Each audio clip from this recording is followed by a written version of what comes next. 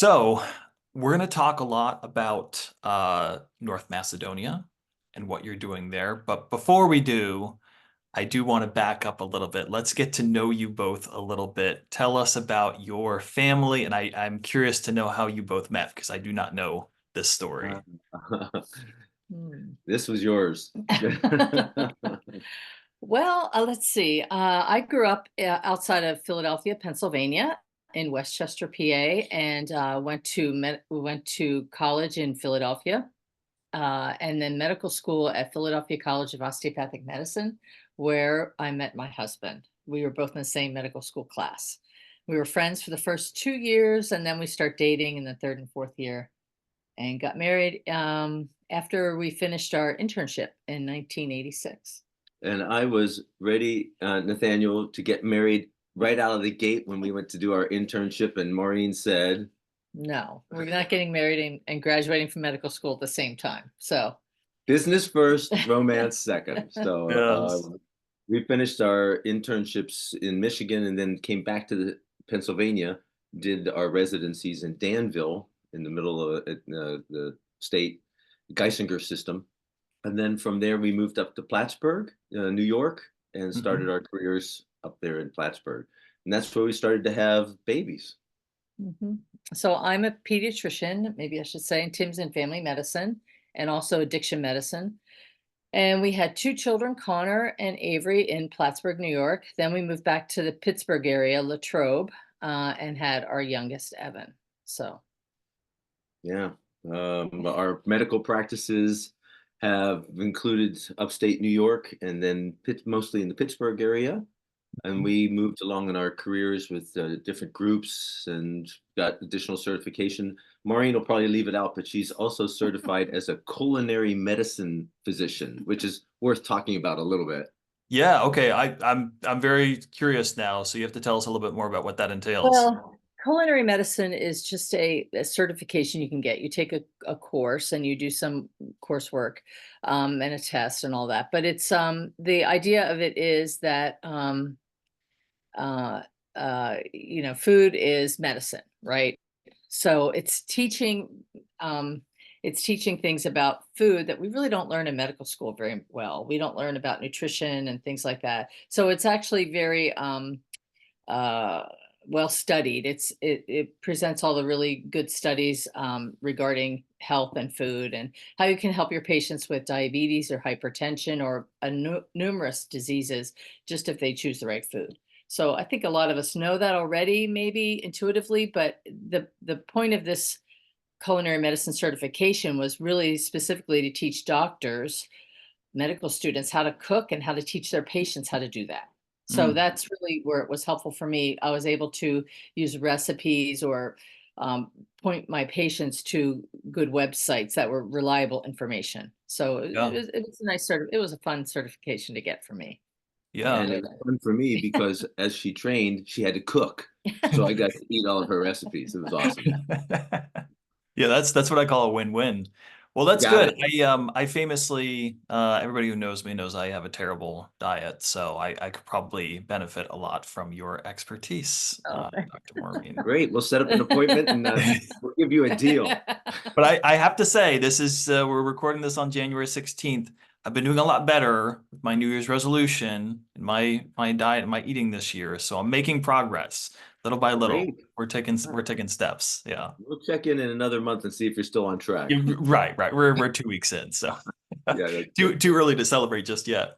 Yeah. Maureen, when you were talking about growing up in the Philadelphia area, it reminded me because I know all three of you were kids. In fact, I taught two of them back in our days back in Pittsburgh, and I was reminded that Evan is an Eagles fan, and that really disappointed me because I Same. like everything else about Evan, but that's the one area that I wish you had done a better job as parents in Yeah. guiding Yeah. him. I Yeah. think my dad years ago took him to an Eagles training camp, and that's what did it. Oh, Yeah, okay. So it was your yeah, dad's fault. That's yeah, what yeah. we're It was my dad's fault. So, and by the way, for those listening, so my connection with Dr. Tim and Dr. Maureen Gaul is that we were at Harvest Baptist Church for several years and overlapped there. I taught at the Christian school. Avery and Evan were both in my classes. I think I only had Avery maybe for her senior, maybe junior and senior year. And then I did know Connor, but he's a little bit older, so he's actually closer to my age. But um, let's fast forward, kind of get us up to speed now. So you both have a background in the medical field, spent a lot of time, New York, Pittsburgh, Pennsylvania, like, but now you're over in North Macedonia. Very, very different world, a very big change. So tell us about that transition. How did that all happen? How did that come to be? Why are you now in North Macedonia?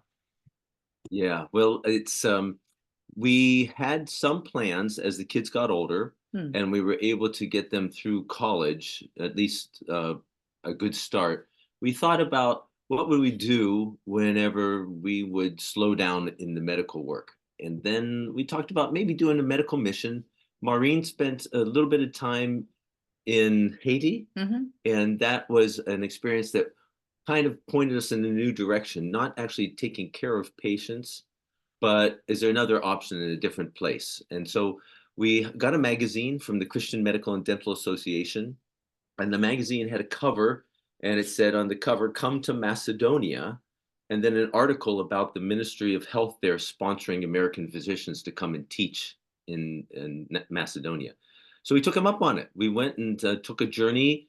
It was a blessing because the ministry there paid for our journey over and for our stay, and introduced us to some of the things that were going on there underneath a mentor who was taking trips there before we had. So that was the first dip into going into another country with the purpose of saying, maybe someday we'll do more of this. Yeah. Yeah, so we went, I think, on two small trips, two 10-day trips. I think it was around 2014 and 15, perhaps. And then we liked it. We really enjoyed the people there, and we felt that it was a good ministry. So basically, under the Christian Medical and Dental Association, the group we work for is called Medical Education International. And Christian doctors can sign up for the trip. And then basically what we were doing is doing the logistics, helping them find an apartment, connecting them with the Macedonian appropriate doctor that they could work with, or students or something like that. So we started to develop a bit of a network, and that's why we decided to stay longer. So from 2017 to 2022, we went to Macedonia twice a year for 3 months at a time. And we were able somehow, by by the grace of God, really, to work there, go to Macedonia on our own, paying for ourselves, because by this point, the Minister of Health wasn't paying for trips anymore.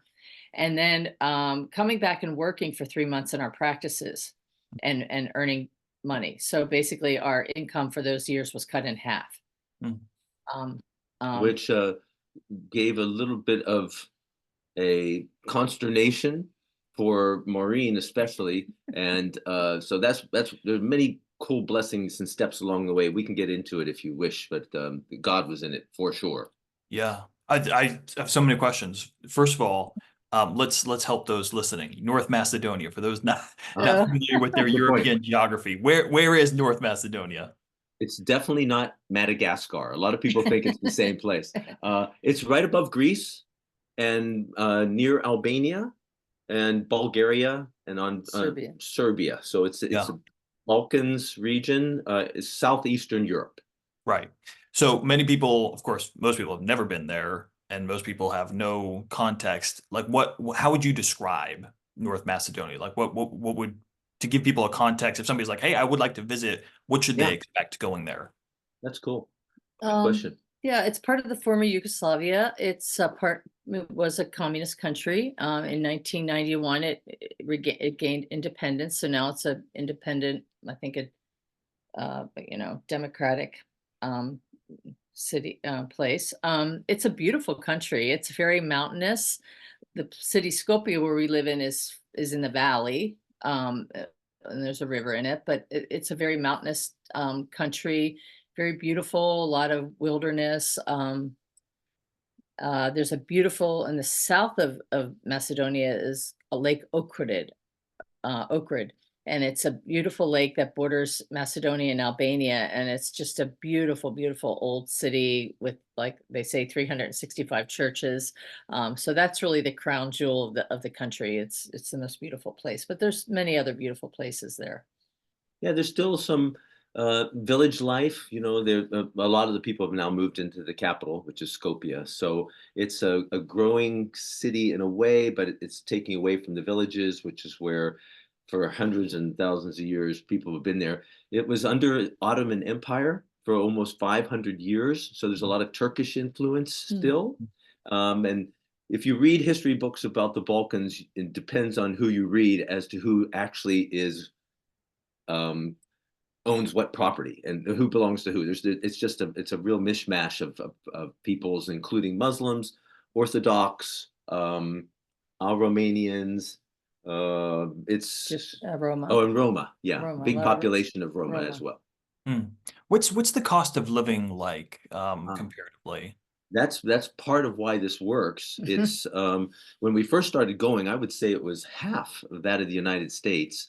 It's as things have gone over the years, it's gone up a little bit more, but it's definitely much less expensive than being in the States. Right. It's what I assumed, kind of being in the Balkans, being because people think, oh, Europe's expensive, but it's a far cry from being in a place like France or the UK or something like that. You Yeah. bet. And they're not part of the European Union. So there are a lot of downsides to it as far as how the government runs or doesn't, how things get accomplished or don't, how they take care of the city in general. There's a lot of it has a kind of an appearance of a first world city in the capital, but there's a lot of second world and even some third world stuff outside of there. Sure. Well, what do they speak? Is it Greek or Macedonian? They speak Macedonian. When it was part of Yugoslavia, there was a language called Serbo-Croatian.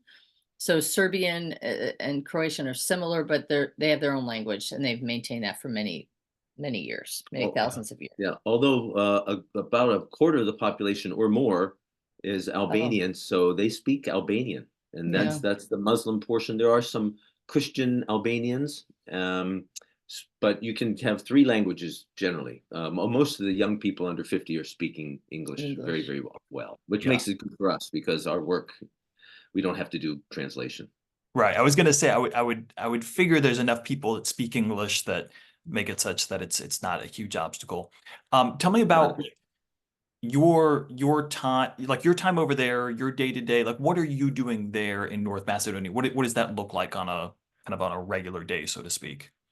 Yeah, well, we our emphasis is on the school year for the medical students, and that's a little change from when things started. The originator of the journeys was working mostly with specialists, but our heart now is for the students. So for me, I basically meet with a group of students. They have a club, and this club is called the Clinical Reasoning Club, and we go to the bedside and see patients in different wards in small groups, and then I do that twice in the afternoon for about 2.5 hour sessions. So it's bedside reasoning, diagnosis, how to treat, and we sit down together and brainstorm and teach that. So that's a couple of days of the week. On Sundays, I preach at a small, very small church for a couple of newly converted Albanians with an Albanian missionary. And the other time is mostly recruiting. We bring over other specialists, so I have to be on the phone trying to see who's interested in coming over to teach. And then I have to go to the directors of the hospital departments and say, what do you need? Who would you like to have? Or I'll say, we've got this cardiologist who wants to come over, and I have to kind of advertise them to the directors and see if there's a good match. But now we've got like a bunch of years under our belt, so it's a lot easier to go into these guys' offices. I meet with the dean of the medical school.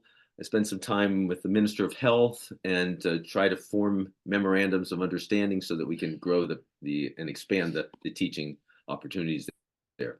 My wife is the person who holds it all together, so she'll tell you how her day goes. Oh, yeah, it's quite different than it was in the US, but we also do Bible studies on Saturdays. I have two Bible studies that I do, one online and one in person. And we spend a good amount of time kind of helping people, Americans usually, or English speaking people that live in Skopje, expats, with their navigating their health issues. So we don't really take care of them directly, but we give them advice. You should go see this person. You should do this, get this test, So and luckily and thankfully there's been some friends of ours that have had babies in the last year or two, so I've been able to help with that a lot.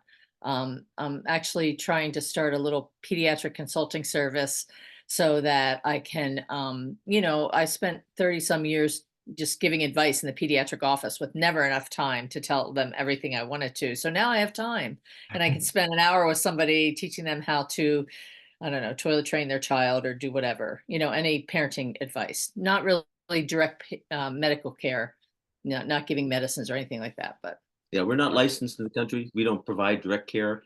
And the people that come over don't either. We're all teachers. And that Yes. we really found a heart for that because, you can take care of some patients or you can teach others how to be really excellent caregivers and teach in their own country.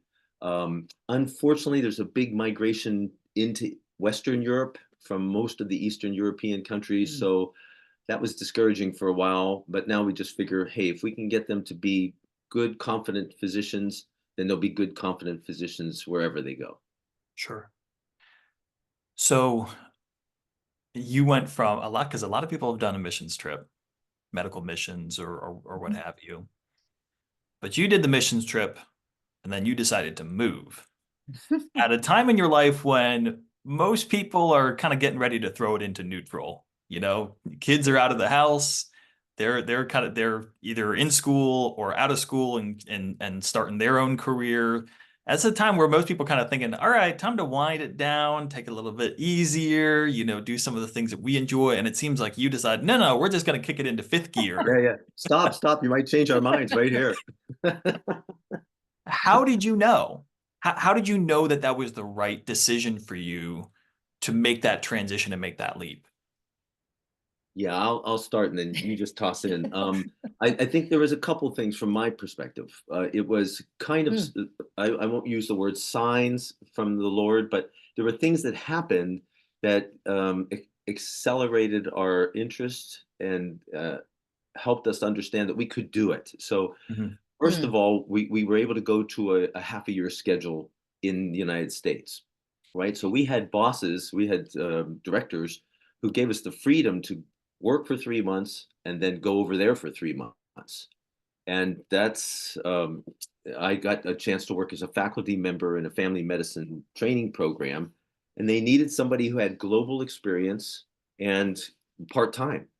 And my director was herself a Christian who I didn't know that when I got the job, but as it turned out, it was a perfect fit, except for one thing. And that was that if I went to part time, we would lose our healthcare benefits. mm. So, segue to Maureen, and the next thing that the Lord did. Oh, so for years, when we're working, I mostly worked part time and Tim worked full time. He got the benefits. I didn't want to, I didn't get benefits. So when I went to my office staff, I thought, oh, this is not going to go well. But they said, oh, you're a physician. You're part time. It's okay. You've been part time for years. We'll give you full time benefits for your. I think at the time we had two kids on the plan as well. So that was a real blessing. And really, honestly, I mean, we did not. We went from full time salaries to half a salary, and we did not miss it. I mean, I don't know how that really logistically happened, or it doesn't make sense, but the Lord just blessed us and we were able to travel back and forth and really, I mean, live very comfortably the same life we've always lived. And we were able to do that. After about 5 years of that, I think we just we realized that we had made so many connections in Macedonia, and so especially Tim was involved in all these people lives, and just this door opening, that door opening. It was really a stop and start kind of thing. You would stay for 3 months and get things going, and then you'd go back home and things would stop. So I kind of just said we might as well just move over there because things just were opening up there a lot of connections being made. So Yeah, and I think we should toss in. You said yeah. something we didn't think about. our kids have all done some kind of mission stuff. Nothing big time, but enough to get their feet wet. Connor went big time. You may remember he did the world race with Adventures in Mission. So he was worldwide for 2 years. So there was no uh, angst from the kids, right? Like, go, dad, go, mom, this is awesome, So that gave us some freedom to be able to say they're good, they're raised, they're making their own way, they're happy with what we're doing. Our bosses are happy to let us go and do it. And then when it came to the full-time launch, we got some good counsel from some of the people that have gone before us and are leaders in the organization called Medical Education International. And we thought we could do it. We thought that we had enough experience and enough practice to run the program over there full time. And God just put those things in order that made it possible. Yeah, that's amazing. As I'm listening to you telling that story, what's jumping out to me is, in order for this to happen for you to really take such a big leap and to live out what you feel is God's mission for you and the important work that you're doing, a lot of things had to align to make that possible. Yes. Financially is a really big one. And of course, God worked it out for those things to come together. But also, you had to be able to be in a position to take a significant cut in your income in order and still be able to make that work. And I think that's an important takeaway for folks. They say, "Oh, okay, well, sure, Tim and Maureen are both doctors, so it must be nice." But Yeah. no, as you well know, you've been around people in the medical profession. You've seen that just because somebody has a good income doesn't mean that they're squared away in their finances. You bet. So just having a good job and a good income does not guarantee financial health. So that was one thing that jumped out to me. Yeah. Secondly, so Okay. good. I just want to throw a quick plug in for you guys in your profession, right? Yes. When we were interns and residents, our training program sent over an advisor, an insurance guy, young guy. And he has subsequently become a dear, dear friend, has taken us as a financial planner all the way through. And that without his help and his prayers, because he's a believer, sweet, sweet guy. He's seen us go up and down and make some mistakes and just given us some wonderful guidance. So if anybody's thinking about doing this kind of thing, they need somebody like you to help them get there, because unless they're doing their financial whizzes, you need that kind of good counsel. Yeah, I appreciate that because I believe it's true, but also you're kind of giving me a plug, so I definitely Oh, like definitely. Absolutely. but it wasn't. If you had been with us at the beginning, it may have been you, but you're way too young. Yeah, why Yeah. I think I might have been 3 years old, but yes, I should have been on top of it. I don't know what was I Yeah. doing. I was playing with No, no. toys. And I'm sorry, I interrupted you. You had number two that you were thinking about there. Oh, right. So financially, it had to line up, but also your family dynamic. And I thought that was such a cool thing that your kids were like, yeah, go for it. That's huge. Because I feel like that can be a big obstacle, right? When people think about maybe making a big leap or a big transition, finances can be an obstacle, but family dynamic can be an obstacle. But then thirdly, and really most importantly, just spiritually. Like Yeah. you obviously were doing this not because, oh, this seems like such a great business opportunity, or this just seems like, oh, it's like a cruise around the world. No, like you are stepping into something new and daunting and had its own challenges, but you had a higher spiritual purpose behind that, and all three of those had to align in order to make this happen. I just found that interesting as you were telling that story. Yeah, that's a good way to put it. You think there's any other elements we've left out that I may put in? I should say, you know, we pressed hard while we were there. It's a lot of logistical work to get people to come from the States over a 3 month period, in and out, places to stay, how to feed them, how to get to where they need to be.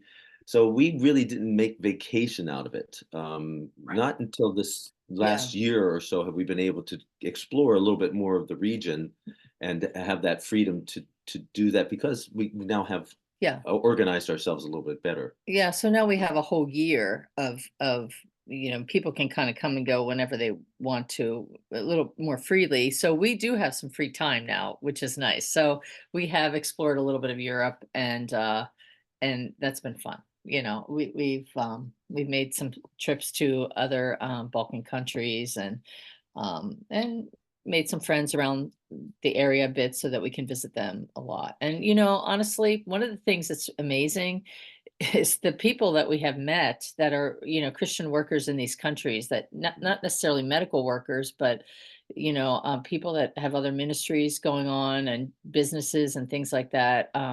It's just amazing. Some people are just amazing around the world. They really are. So we've been really blessed in that regard. That's for sure. That's awesome. When I talk to people, when I first start working with folks, one of the questions I always like to ask is, I said, just let's play pretend.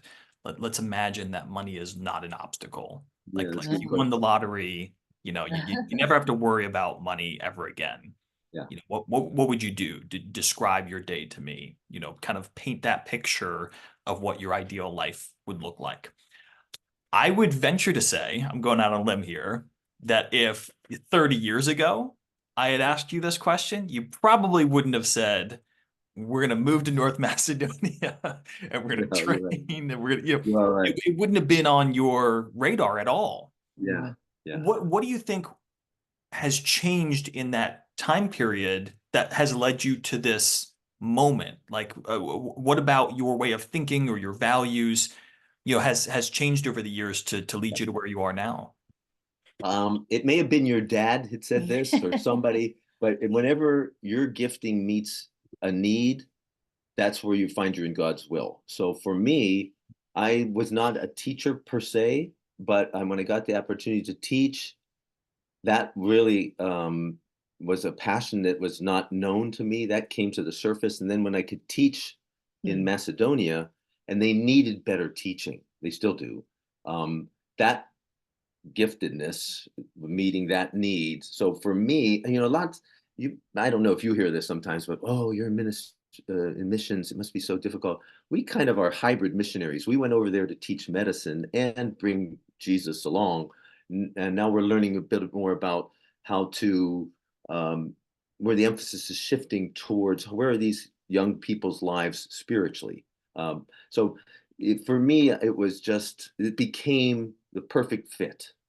Maureen, not quite the same. So she can describe a little bit more Oh. about where her heart is and where it's been. Well, I think if you asked me that question, if I had $1 million or, won the lottery or something, yeah, I think I would be like, oh, wow. First I'd be like, I have a nice house. I'll live in this nice, expensive area. But then, after you settle down and really think about that question, you're like, really, is that really gonna fulfill me? Is that really what the Lord wants for me? I've always lived very comfortably. I don't need any more material, things. But yeah, you just want to do something that's lasting. We were blessed with just a really, you know, I'm a general pediatrician. I'm nothing major. I worked part-time most of my life, trying to raise the kids. And but yet I find that anybody can do what I'm doing in the US. Right. Not everybody can go over to Macedonia and just teach them. And they just really unfortunately don't have as good a medical education system as we do. So if we can help to augment them and make them better doctors so that they can take care of their people, that would be great because they're the ones that need to take care of their people, not us. And honestly, you learn a lot about living in another culture. You try to be, respectful of people's culture and things like that, but you mess up, you make mistakes because we're just different, right? So people, if we can enable or provide the tools that the Macedonian medical students need to take care of their own people, that would be the best, and encourage them to stay there in their country. And we should add that they're super grateful. I mean, so when you're doing something you love to do, and on the other end, they want more, they're very happy to have you. By far and large, that just keeps the fire growing stronger Yeah. and stronger. Yeah, and Yeah. it comes from the missionaries that are there. There's lots of missionaries there that depend on Maureen for good advice, for us Yeah. to guide them through. So we get a lot of good strokes to say this is where we belong. Yeah. Yeah. It's very, very meaningful. And yeah, I think very, very powerful, right? Like you feel like you're living out a purpose that's deeper um than just, kind of like we said before, kicking it into neutral and coasting. Yeah. Um Yeah. you had mentioned so much of how it had helped prepare you for this transition was getting some good guidance, especially financially early on. What do you feel like have been the most important money lessons that you've learned over the years? Don't buy a timeshare. That's a good one. That's a good one, yeah, and I hope everybody knows that one.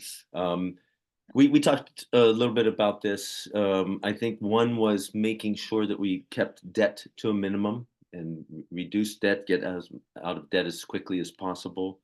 Um, I think for us, honestly, we found this the first year that we were married. That's probably why we got the financial advisor, because we had school loans and we Mhm. came from two different backgrounds. You're getting married and you're sort of not embarrassed, but it's not really that pleasant to talk about money. So I think, really being honest with each other about your goals and the way you approach money is a good thing. Some people like to spend a lot, some people like to save a lot, and having a similar goal and being on the same page with that really, really helps. I think that was important for us. for sure. And Yeah. save as much as you can possibly save and leave it be. We learned that from our advisor is don't micromanage, let them do what they know best. So it's kind of ceding control of your savings over to someone else who's got expertise was something we were Mhm. gifted to have as well. Yeah, we did have some loans that we had from medical school and things, but we really resolved to help our children start their life debt free. So we a priority before this whole mission thing came up was to educate them without them having to incur any debt, and we were able to do Yeah. that. Yeah, So that's I amazing. think I think that's harder and harder in today's world. Yeah, for sure. Right. Um, but I think we were able to do that with our financial advisor's help. Yeah. We Yeah. tried to live within means. I mean, as somebody said, we're more wealthy than 98% of the world. Mhm. So missions helped us a little bit see how other people live. But way before we started to do missions, we knew that we had to not be spend beyond what we had, and Right. Mhm. we're pretty good with that. I think all things being equal, and we had some wonderful help from parents intermittently. There was some help that came by your mom's Oh, generosity. So that's another thing we know that we want to pass that forward as well, is to try and get some things that will help the kids whenever we're gone. Yeah, I love that because there's a mix of some practical things that you've done, minimizing debt and saving for the long term, and but also some relational ways of how you've learned, like Maureen, like you said, learning how to talk about money early on, that can be a huge struggle for couples, especially early on in marriage. If you come from, especially if you come from different backgrounds, different family experiences with money, and if you have different value systems about what money is and the purpose of money, one might be, let's save every penny. One might be like, no, let's have a good time. We get one go at this thing. And so a lot of times that can be a source of frustration or miscommunication in marriage. Now that your kids are all adults, um, what would you say? What would be the money lessons that you hope that they will inherit or have inherited from you? Mm. Hmm. well, Yeah, go ahead. I just want to make sure that they can, take care of themselves and their families and be generous. We want them to be able to give to others, obviously, tithing in their church, but also just being generous to each other and to the people they see around them that are hurting and need something. I Hmm. think the Lord would all want us to be generous, Yeah, right? that's great. Yeah. That's couldn't answer any better than that. Mhm. Hopefully, they'll steer clear of getting too much over their heads in debt. I mean, the pull of the world to say, get more, buy more, obtain more is so strong. But they seem to have done well with that thus far. So um, I think that's about all I would say. Yeah, Yeah, yours great. Yeah. Generosity, awesome. Mm. yeah, that's wonderful. A lot of young people would aspire towards a career like yours, right? To be in the medical profession, because it's a stable, you know, quote unquote, stable career, and it's good income, and there's good opportunity there. But if you had the opportunity, like let's say you've got a high school student coming to you and saying, "Hey, I think I want to be a doctor like you." What advice, what wisdom would you want to impart to somebody who's thinking about your career, or something similar? Yeah. You want me to go first? Yeah, you go first. Well, I guess I would want to make sure that they want it. There's a lot easier ways to make money in this world. If that's their goal, to make money and to have a stable job, I wouldn't say medicine's for them, honestly. There's a lot easier ways. There's long hours involved in the training. You know, I think certainly people have an aptitude for science and enjoy medicine. They enjoy the you know, discovery of learning new things all the time. That's wonderful. That's fine. But really they have to be prepared to work hard, especially in the early years. And they have to consider, you know, family life. And I think thankfully some of the younger generation is considering that a little bit more than we were taught when we were younger, that we were taught. So I just think they just have to be ready to give a lot of hours and to make sure that they really love what they're doing before they even embark on it. Mm, yeah, that's. I think the you it, for my own personal journey, I was working towards Mm, engineering and just really not doing well. Engineering involves math, and I am not a math person.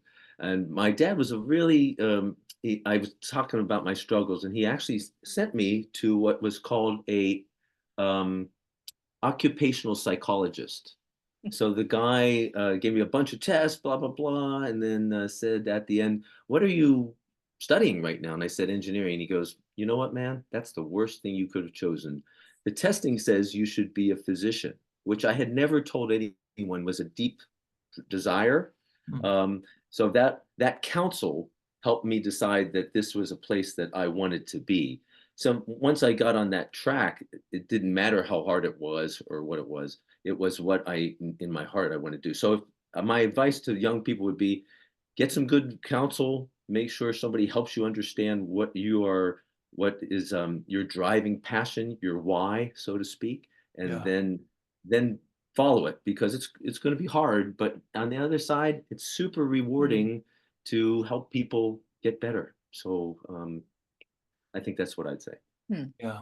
I really appreciate those answers, because what I'm hearing in both of those is, if whatever you're considering as a career, don't follow money, don't mm, follow benefits, don't follow purpose. mhm. Follow something that's deeper than Well said. money. Yes. Well Um, said.